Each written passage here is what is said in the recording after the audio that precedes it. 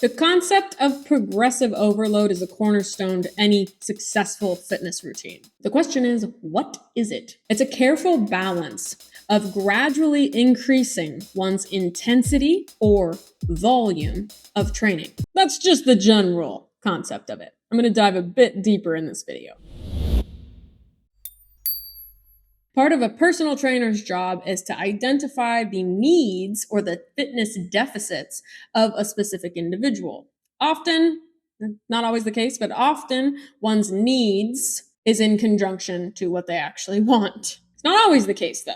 Sometimes as a personal trainer, you're going to evaluate someone, they're going to say, I want to lose weight, but we would find that maybe their biggest fitness deficit is actually their balance is so bad that they are a massive fall risk. And obviously you need to gauge appropriately when you're programming. The reason I bring up this concept is because we need to know what starting point A is before we can apply the progressive overload principle. For somebody with a cardiovascular fitness goal, the progressive overload concept is going to apply differently than to someone who wants to increase their muscle size or hypertrophy. Similarly, another example is if somebody wants to improve their true strength, which is different from increasing their muscular size, we're going to have a different set of principles to apply the progressive overload training as well. Now, before I get into more of the details of the intensity versus volume, as well as cover the right amount of progression that can help reduce injury that is scientifically backed, let me explain what progressive overload is not. Progressive overload is not overwhelming the body with change. It really should be gradual. A lot of clients will end up pushing themselves too intensively in something after being completely sedentary for maybe even a decade, jumping right into some high intensity interval training workout and getting injured, and they wonder why. Let's change to the scenario of the individual who has gotten stuck at a plateau. Let's say that somebody, I'm going to name him Jim, goes to a group training class for about 4 weeks and feels some success in about that 4-week mark. Then he stays stuck at that level forever. And that's just because some group training classes and some standardized fitness classes are not meant to progress everyone as they individually need to. It's just not possible with the amount of people in the class, and that amount of attention is not accessible. That's why it's a group class and why it's free with your gym membership. So now I've kind of explained why people plateau. They're not doing enough progression, and why people get injured. They're doing too much progression. Progressive overload, despite its name, is to gradually increase intensity or volume. So let's dive into what intensity and volume actually mean. For those of you who remember high school science class, which it's okay if you don't, I'm not saying that you should. Most people don't. I don't remember the quadratic formula off the top of my head.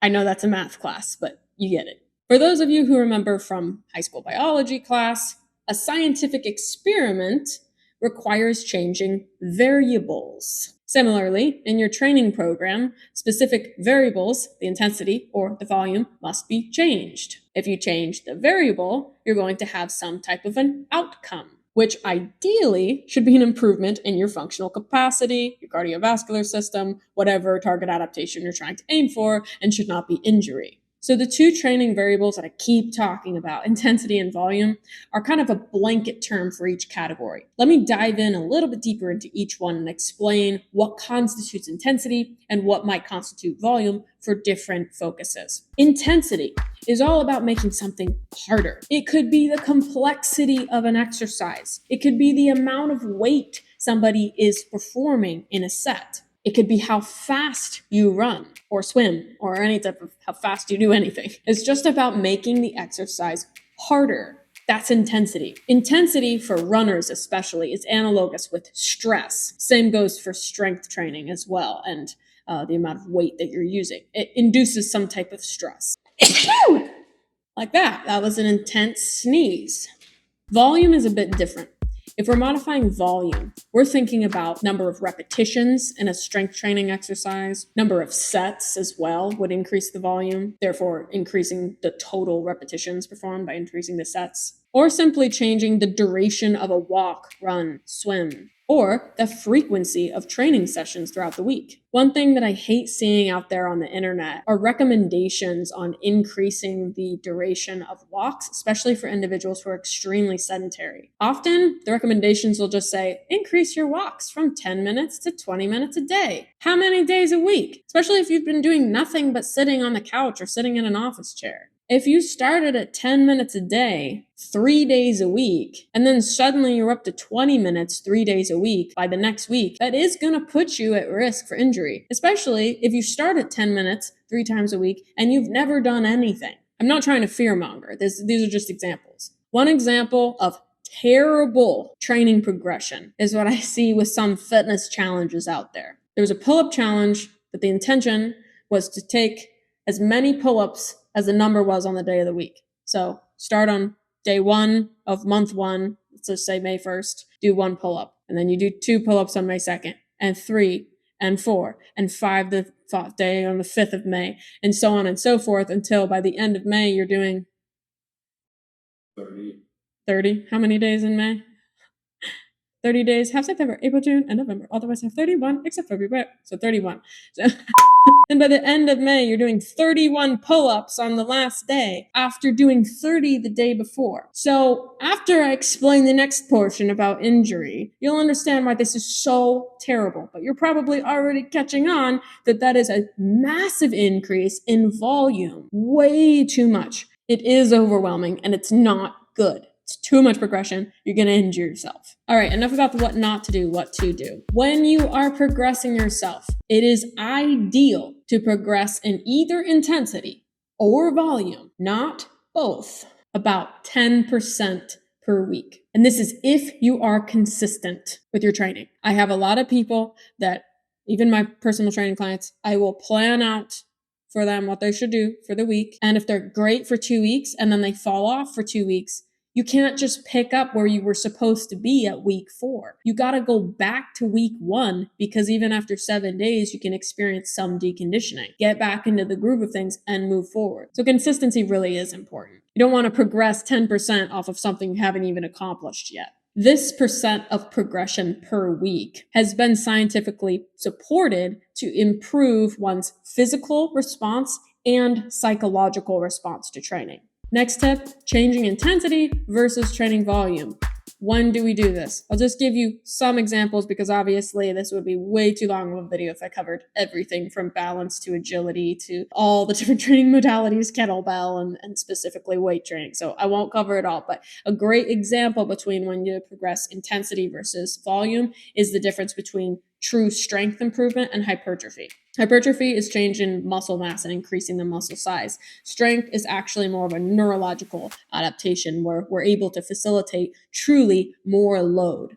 That amount of load, we're training a little bit closer to failure for strength adaptations, would require improving intensity and gradually progressing intensity over focusing more of a volume progression.